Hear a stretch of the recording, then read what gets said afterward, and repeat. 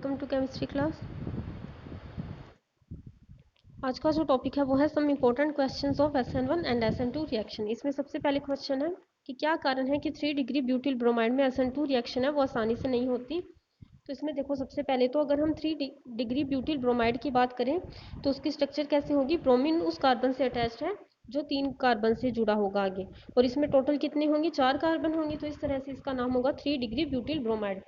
अब अगर हम इसमें SN2 रिएक्शन की बात करते हैं तो देखो, हमें सबसे पहले पता है कि SN2 रिएक्शन में क्या होता है। अगर हेलोजन रिमूव होगा, यानी कि अगर हम ब्रोमीन को रिमूव करें, हमें पता है कि ब्रोमीन की इलेक्ट्रोनेगेटिविटी ज़्यादा होगी, तो यहाँ से ब्रोमीन का जो बॉन्ड है उस पर इलेक्ट्रॉन चार्ज आएगा और ब्रोमीन रिमूव होगा। इस तरह से कार्बन पे क्या आएगा, पॉजिटिव चार्ज। तो उसमें क्या बनेगा, कार्बोनियम आयन। अब इस कार्बोनियम आयन पे अगर न्यूक्लियोफाइल अटैक करे तो हमें पता है कि SN2 जो रिएक्शन होती है मैकेनिज्म में, उसमें क्या होता है, न्यूक्लियोफाइल कहाँ से अटैक करता है, हेलोजन जहाँ जुड़ा है उसकी अपोजिट डायरेक्शन से, यानी कि कार्बन के पीछे की तरफ से अटैक करेगा।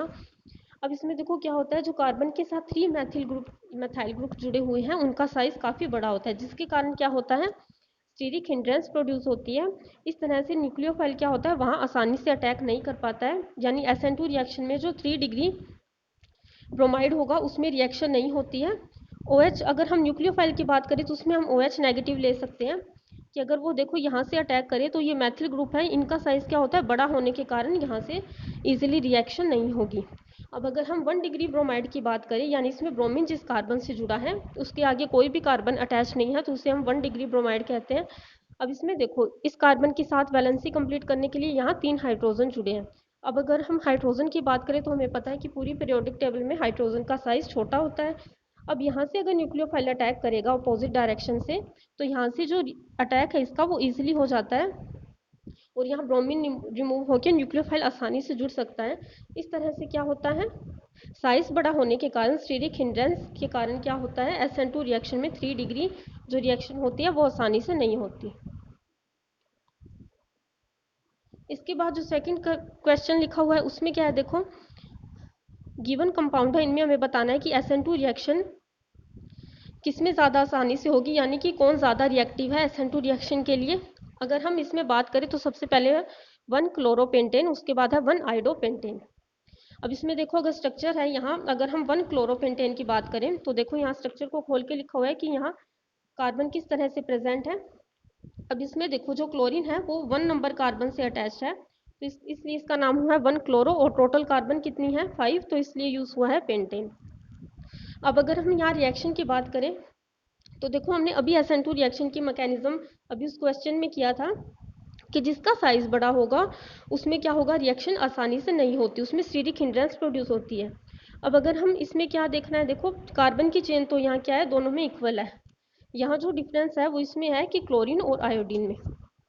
अगर हम क्लोरीन और आयोडीन के साइज की बात करें तो हमें पता है पीरियोडिक टेबल में क्या होता है, अगर हम अप से डाउन की तरफ जाते हैं तो साइज क्या होता है, इंक्रीज होता है। जैसे ये हेलोजन ग्रुप है, सबसे पहले आता है यहाँ फ्लोरीन, उसके बाद आता है ब्रोमीन, सॉरी उसके बाद आता है chlorine, fluorine chlorine bromine iodine. अब अगर हम इसमें साइज बात करें तो देखो, जैसे ही अप टू डाउन जाते हैं, यानी ऊपर से नीचे जाने की तरफ क्या होता है, साइज इंक्रीज होता है। तो इस तरह से क्लोरीन और आयोडीन में आयोडीन का साइज बड़ा होगा, तो बड़ा होने के कारण इसमें क्या होगा, फिर से स्टीरिक हिंड्रेंस प्रोड्यूस होगी, जिससे SN2 रिएक्शन आसानी से नहीं होती। क्लोरीन का साइज छोटा होने के कारण SN2 रिएक्शन उसमें आसानी से होती है और उसमें बॉन्ड भी स्ट्रॉन्ग बनता है, इसलिए जो ज़्यादा रिएक्टिव होगा वो होगा 1 क्लोरोपेंटेन। अब इसमें जो थर्ड क्वेश्चन है उसमें लिखा है कि क्लोरोसाइक्लोहेक्सेन और क्लोरोसाइक्लोहेक्सिल मेथेन में SN2 रिएक्शन के लिए कौन ज़्यादा रिएक्टिव होगा। अगर हम सबसे पहले क्लोरोसाइक्लोहेक्सेन की स्ट्रक्चर देखते हैं तो देखो, हेक्सेन के लिए कितने वर्ड, यानी हेक्सेन होता है 6 कार्बन के लिए। अब साइक्लो है तो यहाँ स्ट्रक्चर क्या होगी, साइक्लिक स्ट्रक्चर होगी, यानी क्लोज स्ट्रक्चर बनेगी। और क्लोरीन जुड़ा उसके लिए वर्ड यूज़ हुआ है क्लोरो, यानी कि क्लोरोसाइक्लोहेक्सेन। अब इसमें देखो क्या होगा, हमें SN1 रिएक्शन के लिए बताना है। तो सबसे पहले तो हम हेलोजन को रिमूव करते हैं। देखो, इलेक्ट्रोनेगेटिविटी ज़्यादा होगी तो क्लोरीन रिमूव हो जाएगा, उस पर आएगा नेगेटिव चार्ज। और जो यहाँ कार्बन अटैच्ड है, कार्बन कहाँ अटैच्ड है, यानी क्लोरीन जिस कार्बन से जुड़ा है वो है ये कार्बन। इसके बाद यहाँ क्लोरीन जिस कार्बन से जुड़ा है वो है CH2 वाली कार्बन। अब इसमें देखो क्लोरीन रिमूव हुआ है तो यहाँ क्या बनेंगे, कार्बोनियम आयन बनेंगे। नेक्स्ट इसमें बताया हुआ है इस स्ट्रक्चर में कि क्लोरीन रिमूव होने के बाद कार्बोनियम आयन बना है, तो इसमें जो कार्बोनियम आयन के साथ ये दो कार्बन अटैच्ड है, एक ये कार्बन और एक ये कार्बन, इनसे क्या होता है, इनसे प्लस आई इफेक्ट लगता है। प्लस आई इफेक्ट क्या होता है, यानी कि जो मेथाइल ग्रुप होते हैं वो अपने इलेक्ट्रॉन डोनेट करते हैं, इन्हें इलेक्ट्रॉन डोनेटिंग ग्रुप भी कहा जाता है, जिससे क्या होता है, ये जो कार्बन पे पॉजिटिव चार्ज है इस पॉजिटिव चार्ज को कम करने की कोशिश करते हैं, तो यहाँ से दो जो कार्बन ग्रुप है वो अपने प्लस आई इफेक्ट के कारण इलेक्ट्रॉन डोनेट कर रहे हैं। अगर हम इसमें 1 डिग्री कार्बोनियम आयन की बात करें तो देखो यहाँ भी क्लोरीन रिमूव हुआ है, यहाँ भी CH2 पे पॉजिटिव चार्ज आएगा, तो यहाँ CH2 जिस कार्बन से जुड़ा है वो देखो ये एक ही कार्बन है, सिर्फ यहाँ क्या है, सिर्फ एक कार्बन है जो अपना प्लस आई इफेक्ट दिखा रही है इसमें, तो यहाँ एक कार्बन अपना इलेक्ट्रॉन डोनेट करेगी और इस वाली जो स्ट्रक्चर है उसमें दो कार्बन प्लस आई इफेक्ट होगा, तो ज़्यादा कार्बन, जहाँ ज़्यादा कार्बन होगी वो ज़्यादा इलेक्ट्रॉन डोनेट करेगी, तो जो स्टेबल स्ट्रक्चर है वो बनेगी 2 डिग्री कार्बोनियम आयन। इस तरह से क्या होता है, यहाँ क्लोरोहेक्सेन का वियोजन आसानी से होगा, क्योंकि इससे जो इंटरमीडिएट बनेगा, इससे जो प्रोडक्ट बनेगा वो क्या होता है, स्टेबल होता है।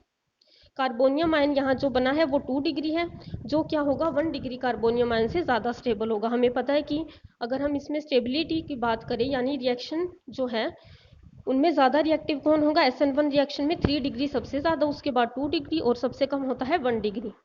जस्ट अपोजिट होगा ये SN2 का। इस तरह से क्या होता है, ये रिएक्शन इजीली होगी, यानी कि 2 डिग्री कार्बोनियम आयन में, और जो यानी कि 1 क्लोरोसाइक्लोहेक्सेन जो होगा वो SN2 रिएक्शन के लिए ज़्यादा रिएक्टिव होगा। आई होप आपको इस वीडियो से समझ आया होगा। Thank you so much for watching.